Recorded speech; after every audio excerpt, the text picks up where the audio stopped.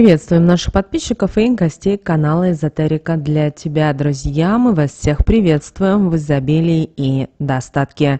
Сегодня в этом видео поговорим о том, в каких случаях нельзя называть своего имени. При этом никогда не стоит говорить ваше имя в таких местах, о которых мы далее поговорим, и таким людям. Иначе вы постоянно будете терять деньги, у вас будут проблемы с деньгами, у вас будут постоянно безденежье, ну а также будут проблемы со здоровьем. Давайте с вами будем разбираться, в каких местах не стоит произносить своего имени и каким людям. Вы должны понимать и то, что ваше имя – это ваше имя, и это в какой-то степени идентификация вас как человека.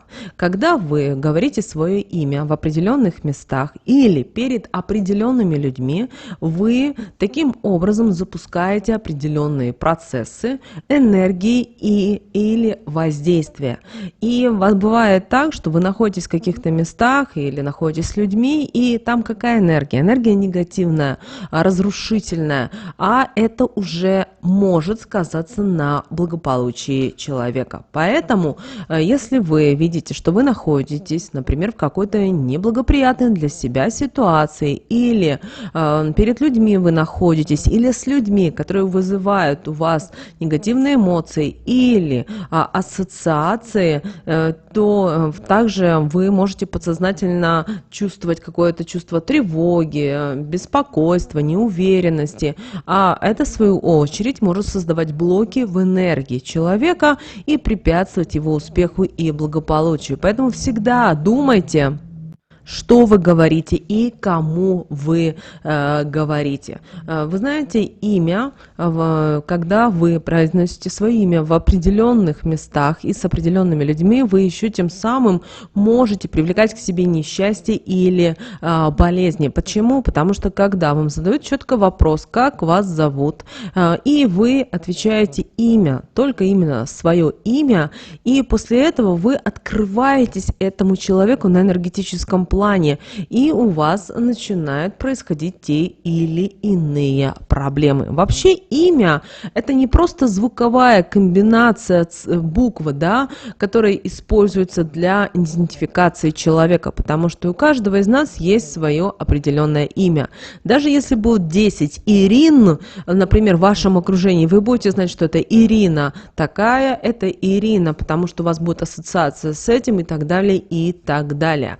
Поэтому имя – это сакральная информация о человеке, если можно так сказать, уникальный код, который содержит всю жизненную энергию для человека.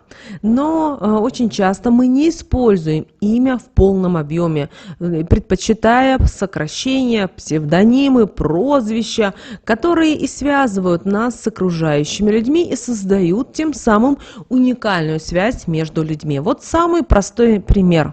Имя у человека в паспорте Александра. Вот прямо четко написано, да, имя Александра. Но большинство друзей и близких могут называть по имени Аля, сокращенно, да. И это не просто сокращение имени, как многие подумают, а именно это скорее форма привязанности, которая создается между людьми, то есть создаются определенные вибрации, энергии, особенно между теми, кто находится рядом и знает этого человека именно по имени Аля, не по имени Александра. Бывают очень часто такие ситуации, что человек даже не догадывается, что в паспорте у человека вообще записано другое имя. Также еще забегая наперед, хотим сказать о том, что бывает так, что у человека в паспорте одно имя, его крестили по другому имени, а называют вообще третьим именем. Так вот, когда только тем именем, которым вам назвали при крещении,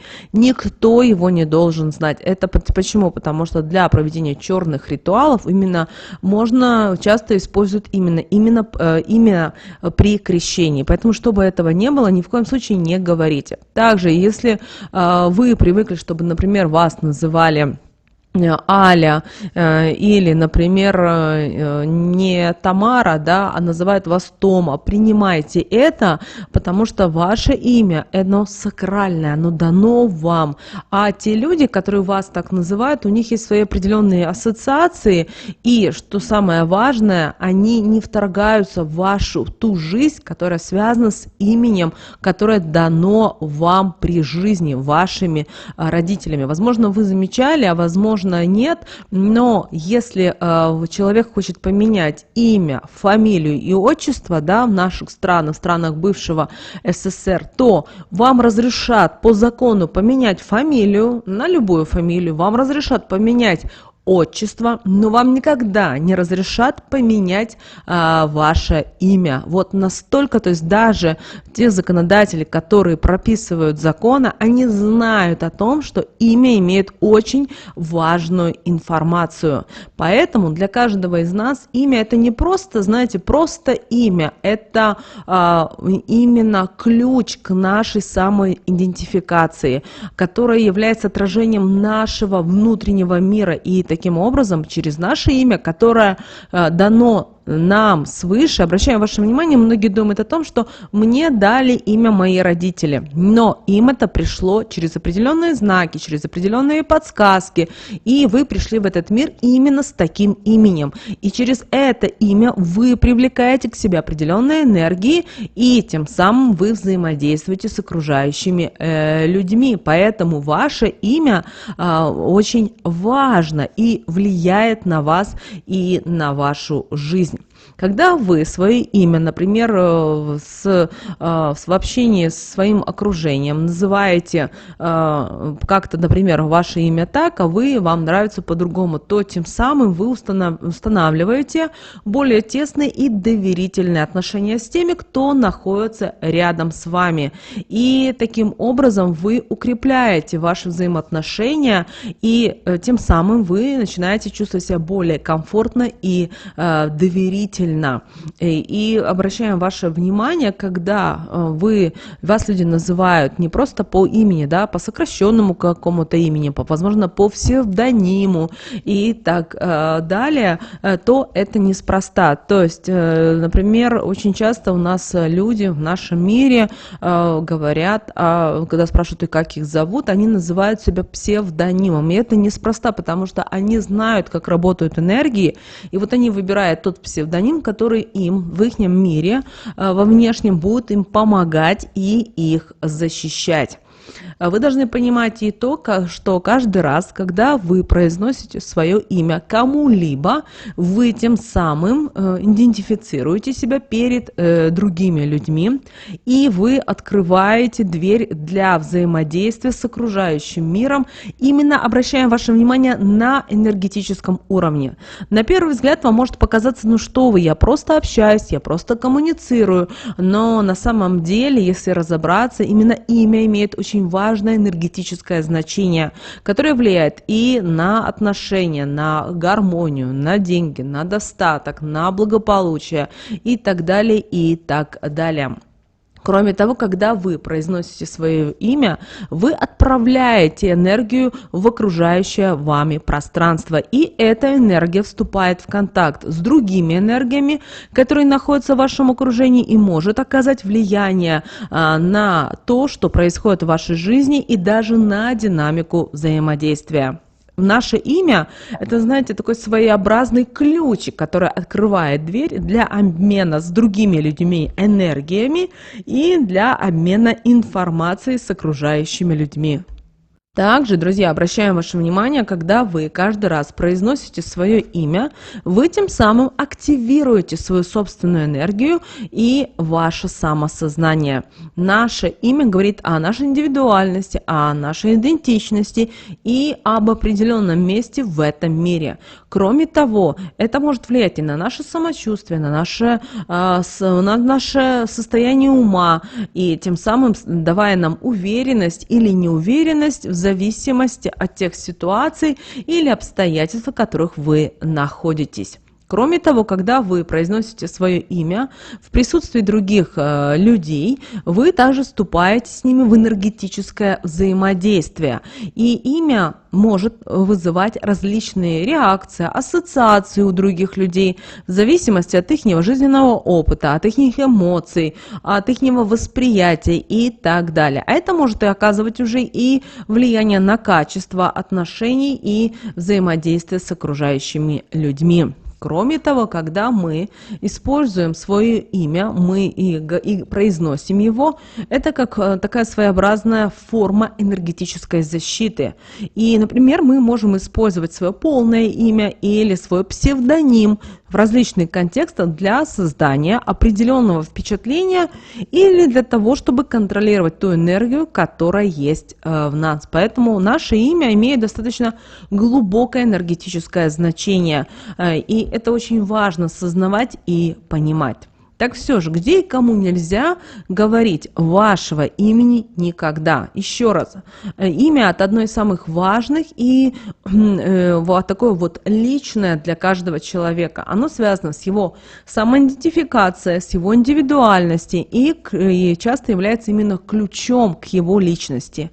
Но существуют моменты, когда лучше избегать произнесения своего имени в определенных ситуациях или перед определенными людьми. Давайте рассмотрим, когда и где этого не стоит делать. И первое – публичные места.